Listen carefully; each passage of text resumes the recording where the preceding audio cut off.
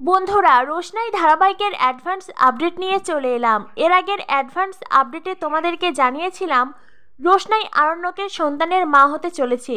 আর এটা জানার পরে আরণ্যক রোশনাইয়ের সন্তানকে অস্বীকার করে। আরণ্যক পরিবারের সবার সামনে বলে এটা আদিত্য কাপুরের সন্তান। আর আদিত্য কাপুর যেই না সন্তানকে অস্বীকার করেছে অমনি তুমি আমার ঘাড়ে দোষ চাপাতে চাইছো।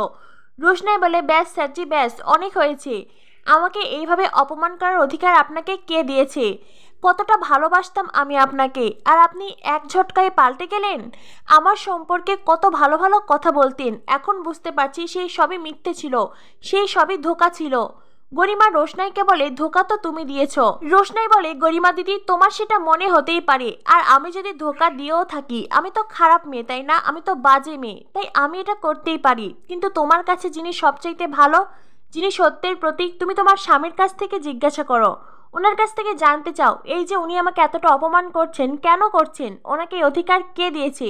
আপনাকে এই অধিকার কে দিয়েছে মিস্টার চ্যাটার্জি? আরণ্যক বলে, রোশনাই তুমি আমার সম্পর্কে মিথ্যে কথা বলছো। রোশনাই বলে, একদম চিৎকার করবেন না, আপনি হাজারবার চিৎকার করলেও সত্যিটা মিথ্যে হয়ে যাবে না।